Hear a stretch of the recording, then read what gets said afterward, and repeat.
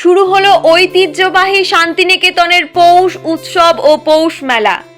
1843 সালের 21শে ডিসেম্বর বাংলার 1250 বঙ্গাব্দের 7ই পৌষ দেবেন্দ্রনাথ ঠাকুর 20 জন অনুগামীকে নিয়ে রামচন্দ্র বিদ্যাবাগীশের থেকে ব্রাহ্ম ধর্ম গ্রহণ করেন।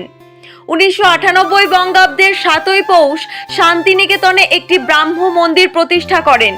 1894 খ্রিস্টাব্দে ব্রাহ্ম মন্দিরের প্রতিষ্ঠা বার্ষিকী স্মরণে মন্দিরের উল্টো দিকের মাঠে একটি ছোট্ট করে মেলার আয়োজন করা হয়েছিল। সেটি পৌষ মেলাতে পরিণত হয়।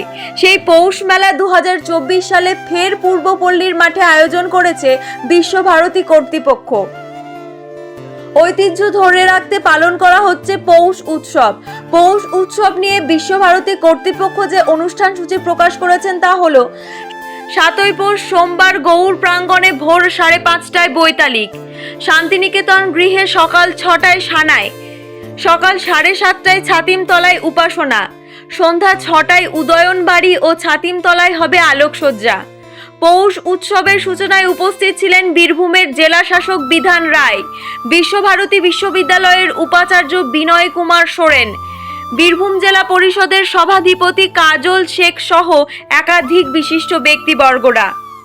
এই পৌষ উৎসব এবং পৌষ মেলাকে কেন্দ্র করে সাধারণ মানুষের উৎসাহ ছিল চোখে পড়ার মতো।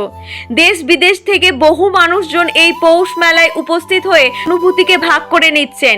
Bureau report, Tarapith TV.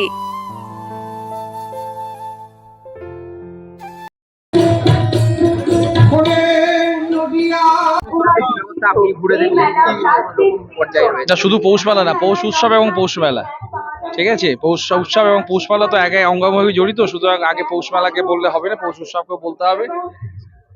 আমরা একদম সকাল থেকেই পৌষ উৎসবের যে সূচনা সেখান থেকে আমরা ছিলাম, সভাধিপতি সাহেব ছিলেন, আমি ছিলাম, আমাদের বিশ্বভারতী কর্তৃপক্ষ সবাই ছিলেন। এক অন্য অনুভূতি, সেটা ভাষায় প্রকাশ করা যাবে না, ঠিক আছে।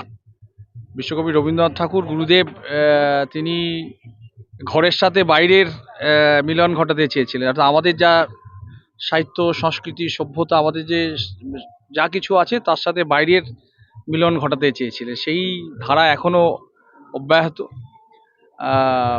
খুব ভালো লাগছে আজকে একদম সকাল, এই সকাল সকাল অনুষ্ঠানে প্রচুর মানুষ এখানে ছিলেন। এখন আমাদের এই মেলা যে পৌষ মেলা, সেখানে আমাদের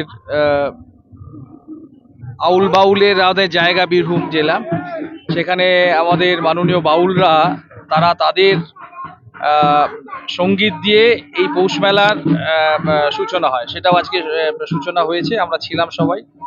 তারপরে আমরা ঘুরে ঘুরে এখানে প্রচুর দেখছেন আমাদের স্টল আছে, আমাদের সরকারি এবং সরকারি পাশাপাশি যারা বিভিন্ন বেসরকারি সংস্থা যারা বিভিন্ন ধরনের জনমত গঠনের ক্ষেত্রে সরকারকে সাহায্য করে এবং তারাও এখানে এসেছেন।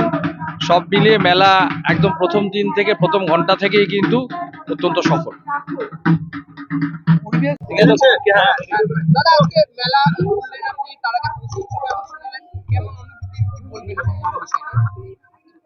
অনুভূতি নিয়ে যদি প্রশ্ন করেন তাহলে এটাকে বহিঃপ্রকাশ করার মতো ভাষা আমার জানা নেই। এক কথায় অকল্পনীয়, মানে অদ্ভুত ধরনের ফিলিং, অনুভূতি হয়। কারণ যখন সকাল 7:30 থেকে আমরা বিশ্বভারতী প্রাঙ্গণে, আমি আমার জেলার ডিএম সাহেবদের শুরু করে আমরা সকলেই ছিলাম, বিশ্বভারতীর সকল প্রাক্তনীদের শুরু করে বর্তমান ছাত্রছাত্রী, উপাচার্যদের সকলেই ছিল।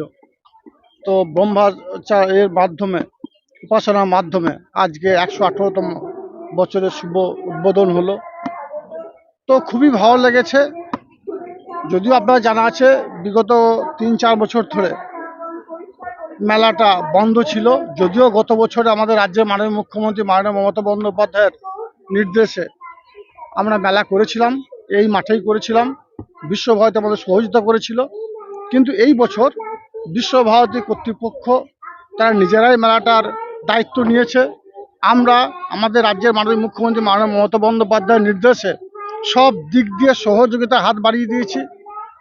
বিগত কয়েক বছর এই মাঠে বিশ্বভারতী কর্তৃপক্ষ মেলা না করার জন্যে যে দায়ী সেটা আপনারা ভালো করে জানেন। প্রাক্তন যিনি উপাচার্য ছিলেন তার নামটা মুখে নিতেও আমি দ্বিধাবোধ করছি এই জন্যেই, কারণ নোবেলজয়ী অর্থনীতিবিদ যার পায়ে হাত দিয়ে প্রণাম করলে জীবনটা ধন্য হয়ে যায়, সেই অমর্ত্য সেন তাকে যিনি অপমান করেছেন, আমাদের মাননীয় মুখ্যমন্ত্রী মাননীয় মমতা বন্দ্যোপাধ্যায় যিনি পিছিয়ে পড়া বাংলাকে এগিয়ে নিয়ে গেছেন, উন্নয়নের মাধ্যমে মানুষের মনের মণিকোটায় পৌঁছে গেছে, তাকেও যিনি অপমান করেছেন, তারপর এখন বর্তমান যিনি ভিসি সাহেব আছেন এবং বিশ্বভারতী কর্তৃপক্ষ যারা আছেন, তারা যতবার আমাদের আমন্ত্রণ জানিয়েছে ততবারই আমরা মেলা বা উৎসব পৌষ উৎসব নিয়ে আমরা আলোচনায় অংশগ্রহণ করেছি বীরভূমের তারাপীঠ এবং থেকে ক্যামেরায় আমাদের মাননীয় অঙ্কুলের মুখ্যমন্ত্রী সঙ্গে মমতা বন্দ্যোপাধ্যায়ের শায়ন নির্দেশে ভান্ডারীর রিপোর্ট, বীরভূম তারাপীঠ জেলা TV। পরিষদ, বীরভূম জেলা প্রশাসন এবং পুলিশ প্রশাসন সকলে মিলিতভাবে সংঘবদ্ধভাবে আলোচনা সাপেক্ষে মেলাটা যেন সুন্দরভাবে হয় সেই জন্য সব দিক দিয়ে আমরা সহায়তা হাত বাড়িয়ে দিয়েছি।